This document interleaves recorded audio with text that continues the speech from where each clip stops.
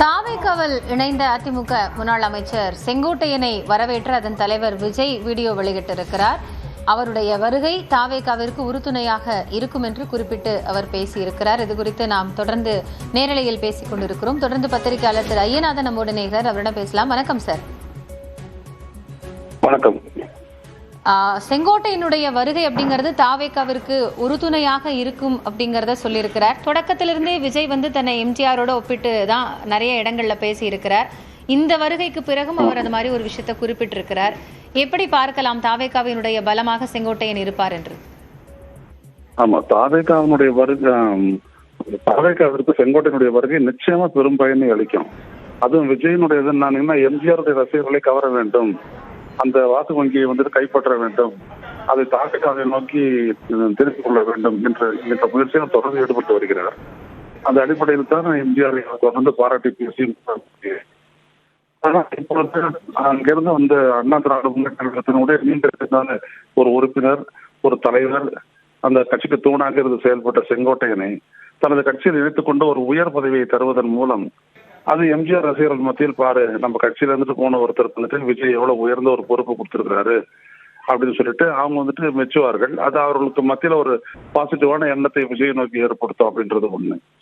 ரெண்டாவது எப்படின்னா செங்கோட்டையனுடைய வருகை எப்படி தாவேக்காவுக்கு ரொம்ப பலமா இருக்கும்னா, அவர் இருக்கக்கூடிய அந்த ஈரோடு பகுதியில பாத்தீங்க அப்படின்னா அவருக்கு மரியாதையும் அன்பும் எப்பொழுதும் இருக்கும் செங்கோட்டையனுக்கு.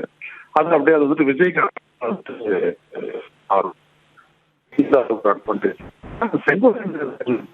பாத்தீங்க அப்படின்னா போக போகதான் தெரியும், அது ஒரு அரசியல் கட்சி இல்லாத ஒரு தாவேக்காவோட இணைஞ்சுக்கிட்டு செயலாற்றுவதனால அது எந்த விதமான பலனையும் அரசியல் ரீதியா தனக்கு தராதுன்றதை அவர் கூடிய சீக்கிரம் உணர்வாரு.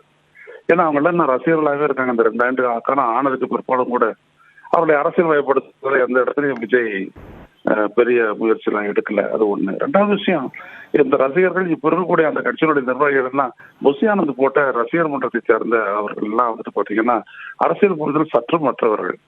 ரெண்டாவது அந்த இடத்துல இவரு ஒரு ஒருங்கிணைப்பாளரா எல்லாரையும் நிர்வாக குழு போன்ற இடங்கள்ல எல்லாம் இவர் அவங்களெல்லாம் மாத்தணும், அந்த அமைப்புகள்லாம் மாத்தணும் அப்படின்னு எந்த முயற்சியில் அவர் ஈடுபட்டாலும் அதுக்கு புஷியானந்த் போன்றவர்கள்லாம் ஒத்துழைக்க மாட்டாங்க. ஏன்னா அது அவங்களுடைய கிரிப்பு, கட்சி மேல இருக்கக்கூடிய அவங்களுடைய கிரிப்பை அது குறைச்சிடும், பிடியை தளர்த்திடும்.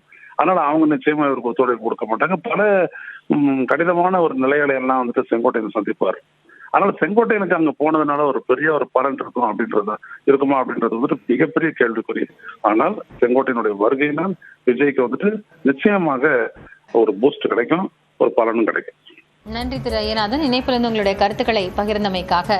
தொடர்ந்து தாவேக்காவில் செங்கோட்டையனுடைய இணைவு குறித்து செய்தியாளர்கள் மதுரையில் எடப்பாடி பழனிசாமியிடம் கேட்டபோது பதில் சொல்வதற்கு ஒன்றுமில்லை என்று கூறிவிட்டு சென்றிருக்கிறார். அந்த காட்சியை பார்க்கலாம்.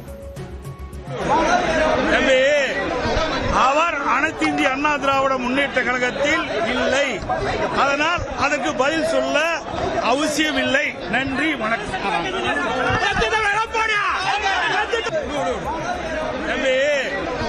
அவர் அனைத்து இந்திய அண்ணா திராவிட முன்னேற்ற கழகத்தில் இல்லை, அதனால் அதற்கு பதில் சொல்ல அவசியம் இல்லை. நன்றி, வணக்கம்.